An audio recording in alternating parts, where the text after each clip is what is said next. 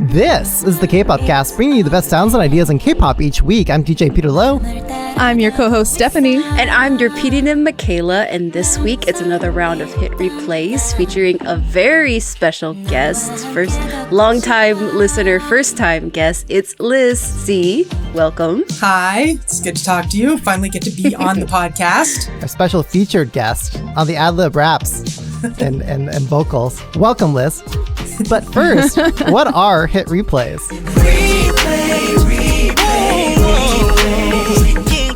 Hit replays are songs we recommend y'all listen to on repeat or replay for the week.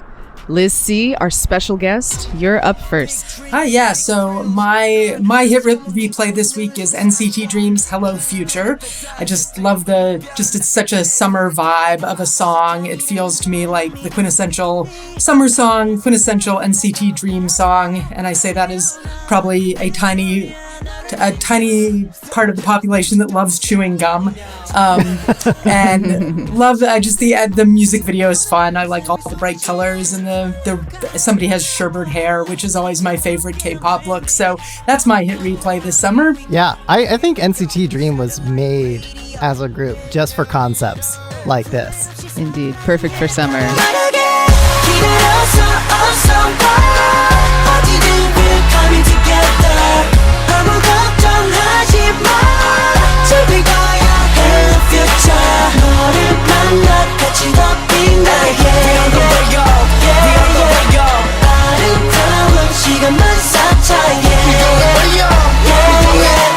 How about Peter? What's on your playlist? So Jay Park showed us what it really means to be Korean, and he brought us back to truly authentic Korean concepts and styles and outfits in his song DNA. Whoa, I'm just kidding. Hold up. You're not going to put that in the show. That was obviously the controversy because he wasn't. that he was the opposite of that. Yeah, exactly. Heavily. It's disgraceful. So because of that, I instead chose Queen Wasabi's song, Jay Park, which is all about fawning over Jay Park. Couldn't come at a better time, you know. The timing was terrible. No, okay, so that's not my pick. My real pick is Omega X. Yes. And it's time for Boy Crush Banger Clanger. Boy Crush. I think that's the debut of a new term here on the Kpopcast. Yeah, no, we got a sneak peek of this group before the launch date, which came out today, by the way, at the time of this recording. Yeah, fresh. So these guys are looking for another shot at redemption. One more chance. Despite all their failed reality show efforts. So from the press release, Omega X is an 11... Omega, a big fan there. So from the press release, Omega X is an 11-member K-pop group signed with Spire Entertainment. Omega, the last letter of the Greek alphabet, symbolizes the end, while the letter X denotes the unknown with infinite possibilities. Oh Combined, my God. Omega X symbolizes constant change and growth. So for these boys, perpetual evolution, growth, Infinite possibilities. 11-member boy group. So it's cute, and the music is just like, it gives you the feeling like especially in the hook, the anti-chorus instrumental hook, it gives you the feeling of like juvenile mischief. Except in like banger, clanger, sounds and drops. So that's which is like my favorite kind of K-pop: juvenile mischief, banger, clanger. Juvenile mischief, banger, clanger. Yes. No, we need to come up with a fun term for that.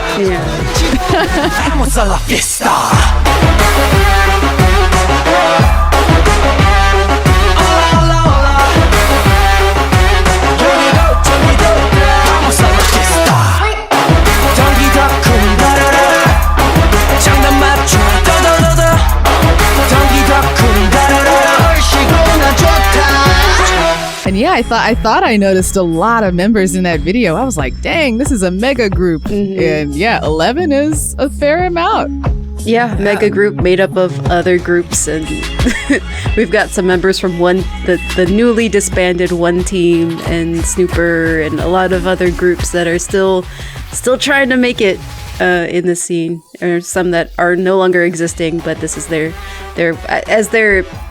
variety show or their elimination show that kind of put them together, saying like this is one more chance for them to make it in the scene. So we wish them the best, and this is a great start. From the press release, the mini album expresses the members' excitement for a new beginning and their love, gratitude, and wishes for the fans to follow them on this new adventure.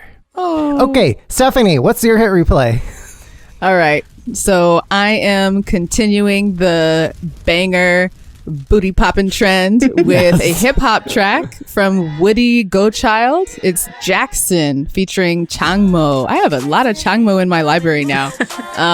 But this song, I just found it yesterday. It came out really recently, and I noticed my butt was just bouncing in my chair. And I was like, that's how you know. That's your hit replay. For me, I just couldn't stop dancing. And the fun references to Michael Jackson are just wacky. The music video itself is, I think, Tarantino inspired. You'll have to watch to the end to see, limbs flying off in really comical ways. But it's a fun experience overall. And of course, Changmo kills his verse as usual. So, Stephanie, question for you. For Sin City, who did it better? Everglow or Woodie Gochild? Oh, man. That's tough, but like Woodie made me laugh with it. Yeah. And I think that humor is essential to Tarantino style. It was also more Sin City with a budget, So yeah, not just all animation. Yeah. No shade.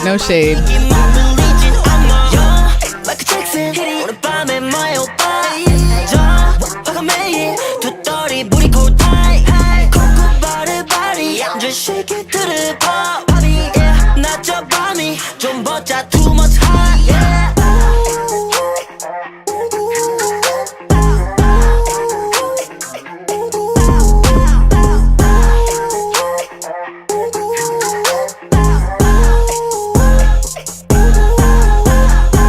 Okay, Michaela. Yeah. What's your hit but not replay? Well, switching to an even darker music video, my hit replay for this week is BewhY's Side by Side. This is also another OST. I keep bringing the OSTs for hit replays, but this one is Please do. From we be sleeping on the OSTs. We do be sleeping. OST So queen I'm in the house. Yeah, right. So I'm so happy to finally share this with you guys because it's an OST from one of my favorite apocalypse horror K-dramas called Sweet Home. And that doesn't sound like a horror drama. Sweet Home. What could go wrong? right? Yeah. Let's all just, go into this, abandoned house up on the hill, split up, because that's a safer way to explore it. You should always, split up and go down the hidden pathways and, from the kitchen to the basement. And okay, sorry, go ahead. But Michaela. this is also the perfect recommendation because we're like in the worst part of summer here in this hemisphere. And it's a thing in Korea that, when it's really hot, you go see like horror movies or scary movies because it's like the chilling creepiness cools you off from yeah, so Sure. maybe this will cool some people off or maybe just disturb them, but either way the song is a banger. Chilling down your spine.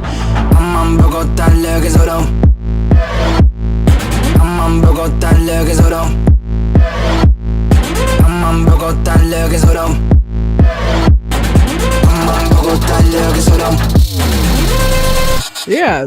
Michaela, when you shared this with us earlier this week, I watched it and I wrote to you like, this has got to be the scariest like K-pop music video OST I've ever seen. And I don't know if you can hear, but my daughter agrees. Apparently. Yeah. Or she's pretending to be a member of the OST. Yeah, she's one of them. Yeah, the she's in the cast. Monsters from Sweet Home.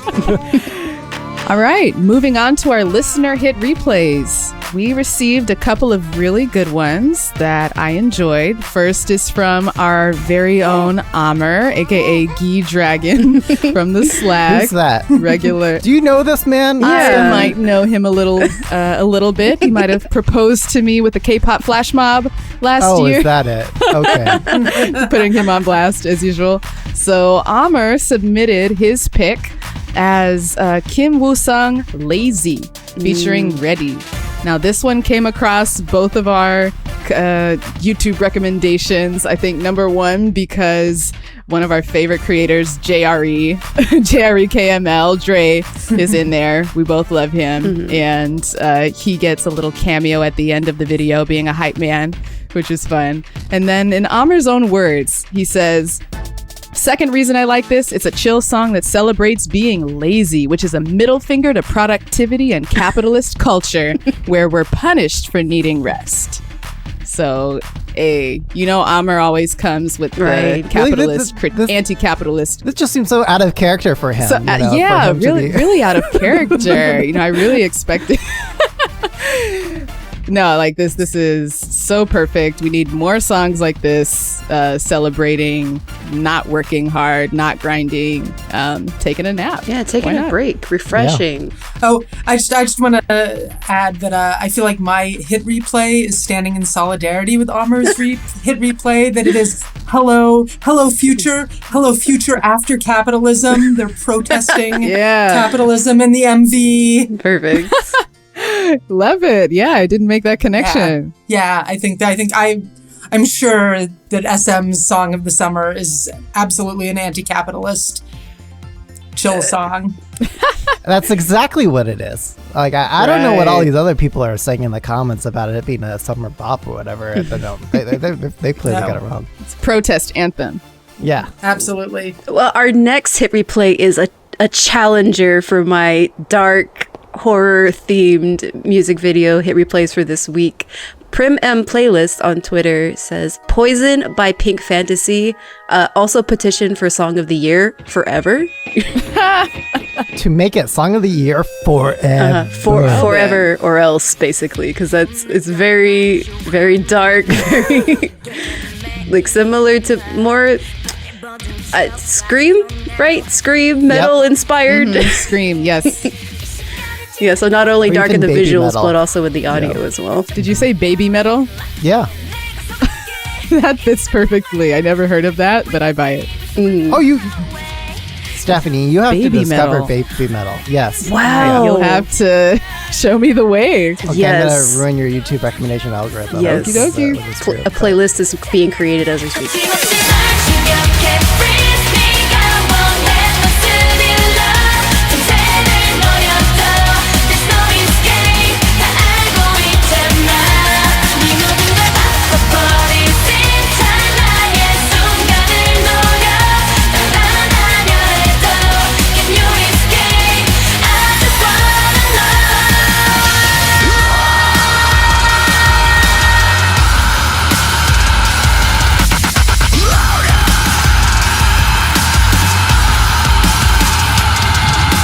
My gosh, the production value for this group and this concept. The eyes, though, of some of the really That's the scary first thing I spooky- noticed. Yeah. And crazy, eerie, I don't know, The spiritual fingernails, monster. Yeah. the choreo, satanic cult vibes. And the I don't listen to enough metal to know or say, but just what they do with their voice, different parts of the song. It's like, wow, I haven't heard of that in K-pop before. I mean, I don't know if it's the first time that it's been done, but Yeah, even very the common. group that gets compared to like a baby metal-esque thing, Dreamcatcher, they've never really incorporated that kind of sound into their music. Okay, well that wraps it up for our music recommendations for this week. Up next, let's take it over to some of the hot issues or K-pop news commentary in K-pop. So, Michaela, you want to kick us off? Yeah, so starting it off in maybe this time news, Black Swan, the group Black Swan, is reportedly coming back with new members. Black Swan. That's the group with the black girl in it, right? Yeah, so the multi-ethnic K-pop group, Black Swan, will be welcoming new members and going back to work after their hiatus, following former member Hemi's accusations of fraud. She's no longer in the group, but hey, they have new members, and they're members from all around the world because they were auditioning, I guess, like 4,000 people, they said, from across the globe to be in the group. So it'll be interesting to see who they add to this group, especially if the concept is supposed to be like multi-ethnic, like not just like non-Korean people doing K-pop. Okay, so Black Swan, before they were Black Swan, they were Rania. And then Black Pearl Rania, and then nothing, and then now Black Swan. But if you actually pay attention to like the member order with Rania to Black Swan to whatever we're at now, it's like perpetual musical chairs. Like the one thing constant is the constant member changes. Yeah. In this group. And if you listen to a lot of the former member testimonials, they're just like, they're not giving a lot of guidance. And whenever this company issues a statement that like, oh, this person's taking a break or we're welcoming a new member, it's always like news to everyone involved. Ouch. So I think this is just more of the same, honestly, with DR Music. Well, and I have to wonder, because the article says that they auditioned, flew them into Korea for an intensive training process, and that has to be pretty recent that they were doing that. Yeah. Flying people into Korea and doing the quarantine and all that. Yeah. Oh, boy. So it'll be interesting to see. Like, I almost wondered if it was going to be like, here, the Zoom meeting come back, where it was like, here's our member in Russia, and here's our member in Guatemala, and they're going to appear on split screen. But it sounds like they're in Korea. I'm curious, did they pay their own flight and hotel to come audition? Because that's a lot of money. Yeah, and actually a former member of this group, she was from, I feel bad for not remembering her name or exactly where she was from. I want to say maybe like Thailand or the Philippines or something, but it was exactly that situation because of, if you're familiar with Korean I guess work visa arrangements and tourism arrangements, she wasn't on an official work visa, so she had to fly out of the country like every 90 days or something and then come back in. And she had to go on a round trip to Japan, and that just cost a lot of money over time, and she didn't make any money in being in the group because of that. And they never paid her. You know, she's sent all of her receipts and everything. They never paid her. There it is. Yeah. Make it stop. I don't know. Like I want, like, obviously I think it's safe to say we want more multi-ethnic groups, members and whatnot, but not like this. Yeah. We want the well-being of these girls too, of course. Mm-hmm. Yeah. All right. Yeah. Michaela, keep going. And then I think our next headline is a more positive example, I guess, of non-Korean people coming to Korea and finding success in the industry. So, American singer's journey from K-pop star wannabe to Miss Trot season 2 contestant. So Maria Elizabeth appeared on the TV Chosun second season of Miss Trot as a contestant, and she's been gaining a lot of like notoriety and success from her appearance. So and become really popular in Korea. So for all of you who are not like watching the video live, this is a 21-year-old white woman. Yes, from Connecticut. From Connecticut. But it's not like she, some of these contestants from the Ronnie audition where she just kind of like just came to Korea. She's been in Korea for a long time. Like I believe she was a student, and before she did Miss Trot, she was actually part of this project group that Mnet put together of like international people called UHSN. I don't know if you remember, they came out with a song called Popsicle, I think, like back in, I don't know, 2019, 2018. And she's appeared on Sing like I Can See Your Voice, and she's very fluent in Korean and can sing. I think I've seen her. Yeah, so it's not just like she kind of came out of nowhere. She's been in Korea studying about Korean music and for a long time. Yeah. So the success doesn't come without like, it's just not given to her. She's actually been there like working for this for a while. Well, good for her. I mean, especially to compete in the trot genre, which is not just any kind of K-pop. Trot is a genre where Korean you need to do country, like it's nationalistic, like it's old school style, and you have like these vocal inflections where you move your voice in a certain kind of way that they don't really teach you in the States. So more power to her. Mm-hmm. So I wonder if this is going to become the new way that American fans sort of plan out their takeover of Korean entertainment, their entry into that. And instead of random dance play, we're going to see random trot play become the new thing with all the youngsters. I can get behind that. Honestly, it'd make K-pop parties a lot of fun if we could have that as part of the evening programming. It's funny, you were saying, Michaela, that this was a while ago. And, we're reading the story on her on the Korea Times, and she talks about how, she was watching this and discovering K-pop in 2016, back when she was in the States. And I guess that was like 5 years ago. That's it. Oh no, I've turned on her now. She hasn't paid her dues. Get her out of here. Yeah. Well, I mean, comparatively to like, again, the Rania contestants who were like in Korea, probably learning about K-pop for the first time that day, it's been a few years of her being in Korea and like experiencing the industry. Yeah. I mean, I don't know if 5 years is a long time or a little bit of time in the entertainment world, but to me, it feels like yesterday. Okay, fair. All right. What's our next story? Looks like we're taking a turn here for the worst. Yeah. So in Deadly Digits news, a new documentary from Kim Woo-jin's agency titled Finger Killer basically claims to prove his innocence against sexual assault allegations and provides all of their evidence.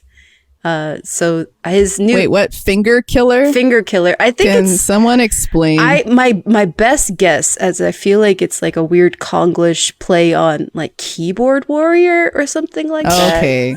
Because Right. it's about him being a victim of cyberbullying, and the reason why he was being canceled was just because they allege that some random person decided to lie about him.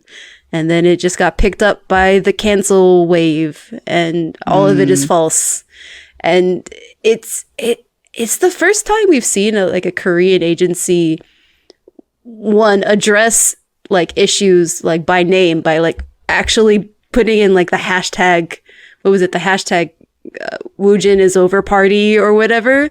Like they're actually addressing that specifically in this documentary and in English. So obviously it's directed toward international fans. I don't think this is how you get international fans' attention, honestly. Like, if you want to manufacture scandal, you don't do it through owned media. You do it through social earned first. You stage it that way. So it looks more. It has. We're hearing from our resident PR expert. Yeah, Peter Lowe. It gives the illusion of it being more organic first, and then you can come out all righteous and justified later, and then do your own, reactive response that maybe you already planned from the very beginning. But like, I don't know. I guess we're talking about it, so it worked in that way. It'll be interesting to see how long it's up for all the in this copyright video? violations of all the media that's using.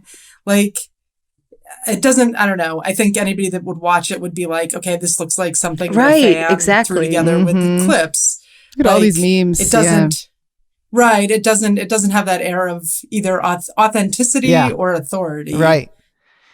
I mean, it also feels like this sort of content you don't expect to be like a 35-minute long video either.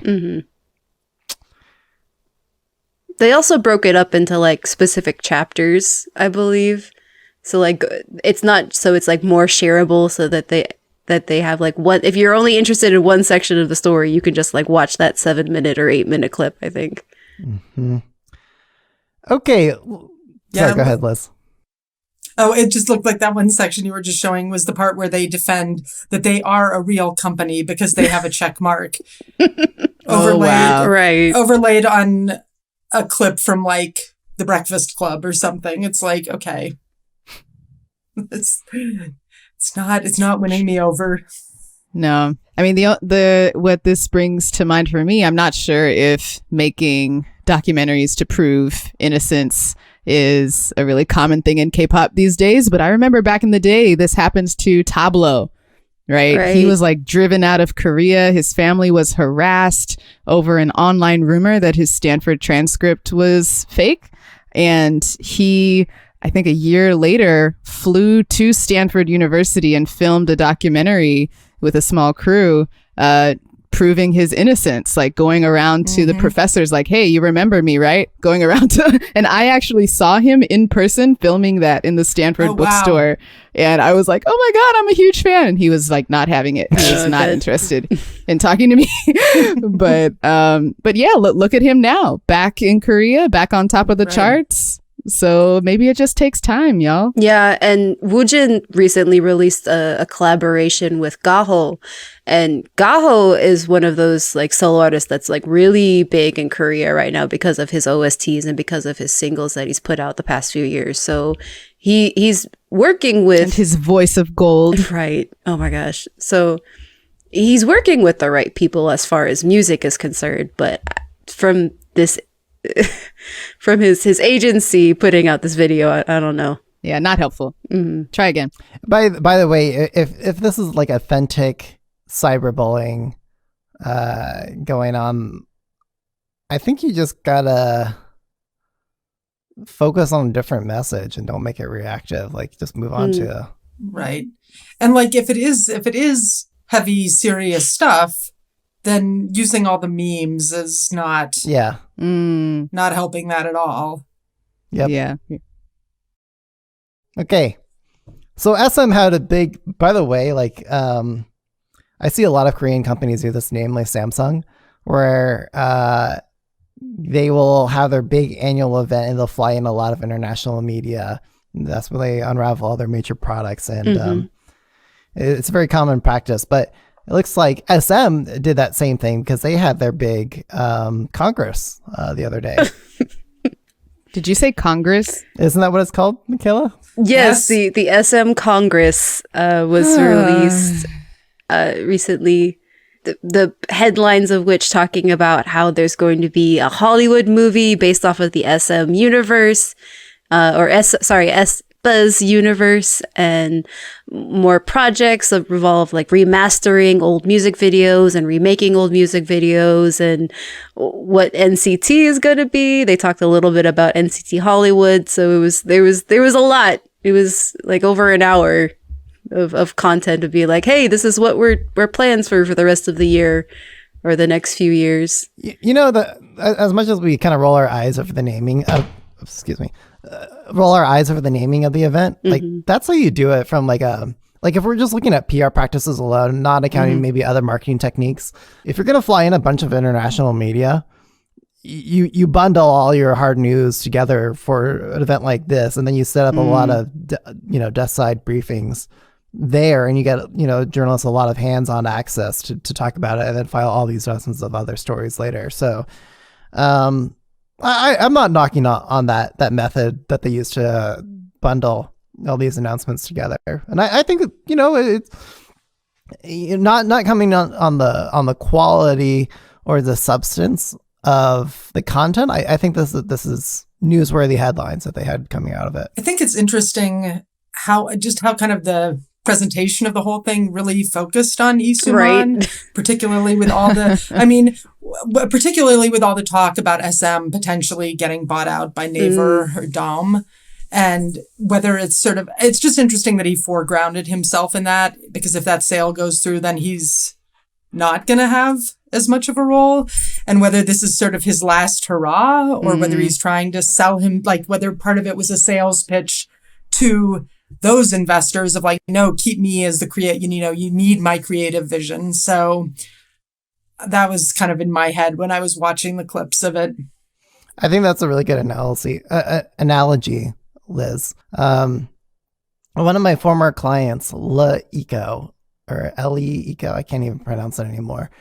No one would know it unless you're Chinese, but even then, I'm not sure. But anyway, they were a subscription-based company in China that had a lot of money, and then they came to the US, and it was like, as Ina Fried characterized it at the time, we had a big event at the San Francisco Palace of Fine Arts. We invited every single like journalist in the San Francisco Bay Area to turn out for it. They all did. And then Ina Fried described it as like something out of the show Silicon Valley, for like just how absurd it was, and all the different like theatrics and visions and places that it can go. And that company turned up. And by the way, we also had to like legally file for them to pay us after. And I can see a very similar thing happening here with SM Entertainment, just given, the audacity, the scale of a lot of these things. I don't know if we want to comment on some of the individual news items, but I'll say like the aespa video doesn't have a very good standing from a narrative perspective if we just look at the fan reception to the story videos. I don't know if you guys are seeing differently, but that's my impression. It seems like that could be a very costly endeavor for very little yield, just to sell a group that they already do already. So, and I'm just sort of, I don't know, I'm maybe, and probably because I'm older, I'm a little more skeptical on the sort of SM universe, cinematic universe thing, because I'm not sure what the story is. Like, I think everybody's excited about the idea of a cinematic universe, but I don't fully get what the hook is. Like, what's the story? And it's like, is it sort of too late to retrofit people in? Because if you're really going to invest in it, you're going to have these idols you're never going to tell people where they're from or who their family is or where they trained. You're going to make that be part of the story. So it's like, I already know that Johnny Suh is from a suburb of Chicago and he's an only child. And this is what his parents look like. And this is his that he does these silly videos. So it's like, how do you back that into a cinematic version of him? See, I think the major appeal of the cinematic universe is just crossovers and features and collaborations within the incredible artist roster that they have. And they could probably do it in a much more cheaper, affordable way, in a much more authentic way, by just talking about you gave that example, Liz, like, this person from over here grew up in the suburbs, etc., now collaborating with this person over here. This is what it means for the two of them. Talking more about that in a very like authentic way that maybe is less focused on the sell of the album as the center of the story, and more like what it means for them individually. And you can say they tried that already with the SM station. Like, that was specifically just something they created for collaboration of their artists within the company and also with other artists that aren't in their company, to just come together for a song and then release it. And they were, I think they did a thing where they were trying to put something out every month. Right. And I feel like that, they tried that for I think 2 or 3 years. And then maybe this is just their idea of what the next step from that is. I think like maybe what was missing in that implementation was just some story, not manufactured story, but like the real story of like how these people came together, what that means in the career arc of the individual artists from more of their eyes and perspective. But I will say the thing that they got right across the SM station was the collab that they had with Key and Soyeon and Dessert and Soyeon. Of course. Those were ones that they did really well. Of course. Well, and one of the things that's great about SM Station is it's SM artists and then people from other agencies and other independent artists. Like that's part of the power of that. And so those folks wouldn't necessarily be part of an SM cinematic universe. Yeah, let's Yeah. not forget the WoW thing with Okay, Red- let's move So on. bad. Oh, one last comment, if I can just share it on one of the other news items. So Okay. this remastering project, I forget which publication Arnold writes for, but he tweeted something earlier along the lines of revisionist history for like, yeah, we're just going to pretend these members never belonged as part of the group, as part of the remastering project. Oh wow! I just got I that. hadn't thought about that. Yeah. Dang. Because you can see that happening, right? Oh yeah. Yeah. Mhm. Yeah. Wow. I'm picturing the wolf MV Oh god. with about half as many arms. Nobody. Yeah. Oh god. They're like, shouldn't there be an arm there? Shouldn't there be a leg there? And see, here I was just excited to see like replay in 4K. Oh, replay. Yeah. I know we need a 4K replay. That's Yeah. without question. Yeah. But Yeah. yeah, would they cut out Jonghyun? Damn. Probably not. They better Maybe not. I think maybe Fight they're me. going to make him a hologram, Yeah. ghost. And see that, as much as Lee Suman likes to joke that, or not joke, pretend to take very seriously that he uses AI technology, this could be an actual realistic application Right, of using right. synthetic technology for virtual idols, be it via holograms and deep fakes and kind of Creepy. recreating the previous idols. Hey, it's coming. And we're going It's to talk more already about here. it Yeah. for next Kpop And chat. by the they've way. already kind of been implementing it. Like I remember with Yeah. the Silgi and Irene comeback, one of the MVs, they used that deepfake technology to make it seem like Silgi was like dancing, or Irene was dancing with herself. Right. Mm. Weird. It's the future, assuming we can get enough training data and computation costs go down. Okay, should we move on? Yeah. Yeah. So our last story, I think a more fluffier, a better story is, hey, Kang Daniel's having a VR fan meet. So in as close as it gets news, Kang Daniel is bringing another level of immersive content and liveliness, intimate. to the offline space. And we'll be having a VR fan meet. So I think this is notable, one, because we have had like video fan meetings before, but I think this is the first time a company is implementing that more like a 360 video immersive experience with the fan meet. So it would be really interesting to see how this, like what technology they're actually using and how this is going to be. I think I'll hold out for the haptic feedback suit fan meeting. Yeah, I agree. No. Seriously, because like, what benefit does 360 really offer you? A sense, besides the sense of being like pretending like you're immersed in the same room as the idol. Like, what does it really give you? What if it's the other direction? What if they're projecting a 3D Kang Daniel into your living room? Like, I can see the appeal Okay. of maybe that, like, And they ship Here I you am, like here. a pillow, a husband pillow.